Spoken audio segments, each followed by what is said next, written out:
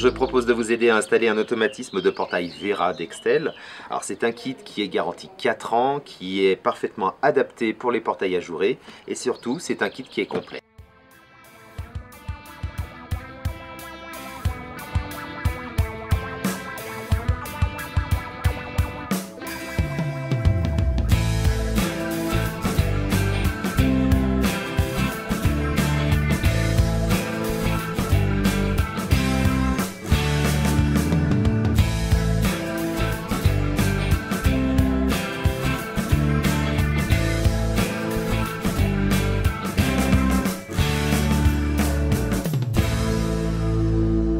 Avant d'automatiser mon portail, je vais déjà le préparer, c'est-à-dire que je vais tirer une gaine entre les deux piliers, je vais condamner la serrure et je vais retirer les butées au sol.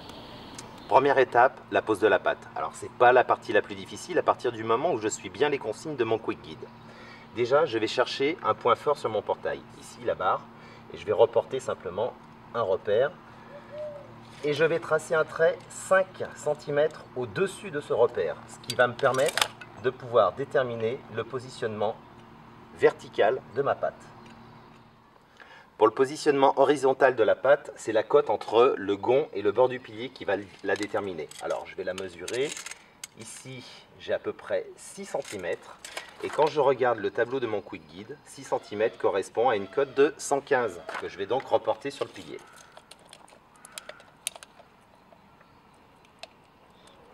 Le Quick me donne une autre indication importante, c'est le positionnement de la patte, simplement parce qu'en fait j'ai éventuellement 3 positions différentes. Ici, 60 mm, je choisis la position numéro 3, c'est-à-dire qu'en fait je vais positionner ma patte comme ceci. Je positionne la patte montée en fonction de mon repère, et toujours de niveau, je repère les trous. Je perce et je fixe.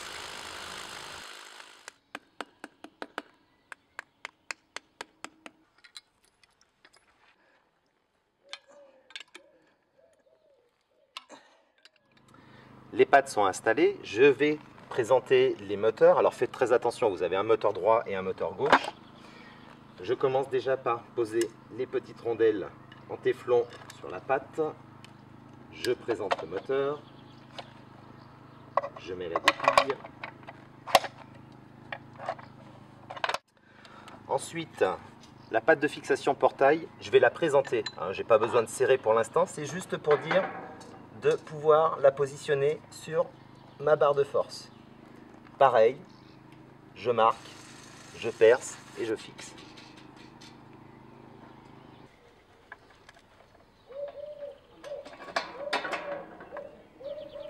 Je vais maintenant régler l'angle d'ouverture de mes vantaux. Alors, on avait retiré les butées au sol simplement parce qu'en fait, on va utiliser les butées intégrées des moteurs. Pour ça, je déverrouille le moteur, je positionne le ventail en ouverture totale et puis je vais insérer des dominos. Alors, simplement, c'est pour réduire la course de mon chariot et pour pouvoir le stopper.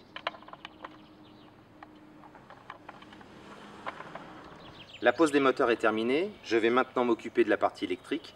Alors je pose le coffret toujours côté arrivée secteur.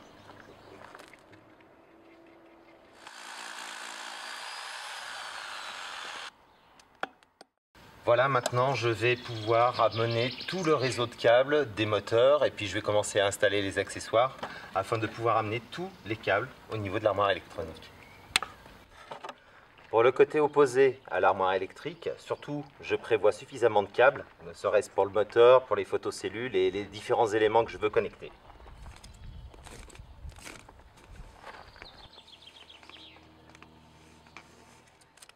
Les photocellules doivent être placées à une hauteur d'environ 40 cm. C'est à peu près là où je vais faire sortir mes fils.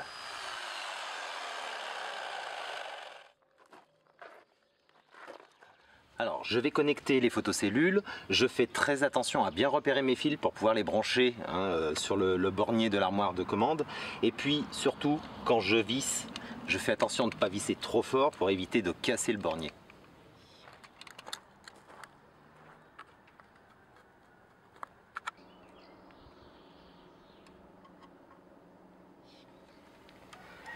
J'ai tiré tout mon réseau de câbles jusqu'à mon boîtier électronique. Maintenant, je vais connecter en suivant les instructions de la notice.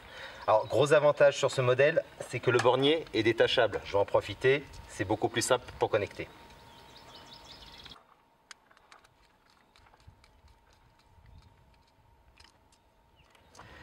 Je connecte le 230 volts à mon domino. J'ai un emplacement éventuellement pour la terre, mais je ne suis pas obligé de le connecter étant donné que le système est isolé galvaniquement. Voilà, j'ai connecté le gyrophare, l'antenne, les photocellules, les moteurs. Alors rappelez-vous, le moteur 1, c'est le ventail qui s'ouvre le premier. Concernant les photocellules, elles se connectent en 2 fois. Vous avez un fil qui vient se connecter normalement sur TXF lorsque le système est finalisé. Ce fil-là, avant, il va falloir venir le connecter sur la borne VA, simplement pour pouvoir vérifier l'alignement des photocellules.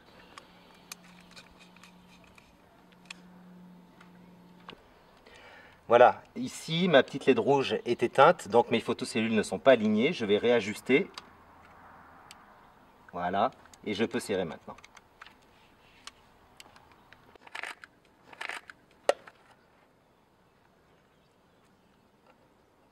Mes cellules sont correctement installées, je vais pouvoir les connecter de façon définitive. Je vais maintenant faire l'auto-apprentissage du temps de course. Alors je vais déjà, dans un premier temps, c'est reverrouiller les vantaux. Et puis je vais appuyer pendant 2 grosses secondes sur la touche Reset. La LED verte va se mettre à clignoter et tout de suite derrière j'appuie 2 grosses secondes sur la touche P17. Il va y avoir mouvement. Le portail va s'ouvrir un petit peu, se fermer complètement, se rouvrir en grand et se refermer complètement. Si jamais votre automatisme ne fait pas son apprentissage correctement, parce qu'il s'arrête en plein milieu par exemple, vous avez 3 réglages que vous pouvez reprendre. Vous avez notamment la force, l'OBS. Alors OBS c'est un réglage très important, notamment dans les zones ventées, puisque c'est le temps de réaction.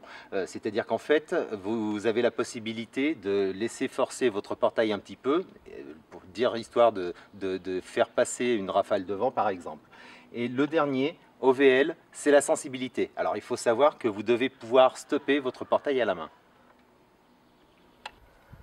Un réglage qui est important, c'est le potentiomètre d'aile. En fait, il faut savoir que Vera offre plein de possibilités, notamment avec les installations un peu particulières. Vera est compatible avec les ouvertures asymétriques, c'est-à-dire une ouverture, un ventail qui s'ouvre à 80 degrés, l'autre à 120 par exemple. Il est compatible avec les portails asymétriques, un ventail qui est plus grand que l'autre. Simplement, grâce à ce potentiomètre, je vais pouvoir régler le délai, le retard à la fermeture. Un autre réglage intéressant, c'est le potentiomètre pause. En fait, ce potentiomètre va me permettre de régler le temps de fermeture automatique. Alors faites très attention parce que sur ce système, la fermeture automatique n'est valide que si les photocellules sont installées. L'auto-apprentissage des télécommandes est tout aussi simple. J'appuie 2 grosses secondes sur la touche P2 radio, la LED rouge s'allume et pendant ce temps, j'appuie simplement sur une des touches de ma télécommande. La LED rouge clignote. Ma télécommande est enregistrée. Vérification des sécurités, j'ouvre le portail et je dois pouvoir le stopper facilement à la main. Vérification des photocellules, dès que le portail se ferme, je franchis la barrière et pareil, il doit y avoir action.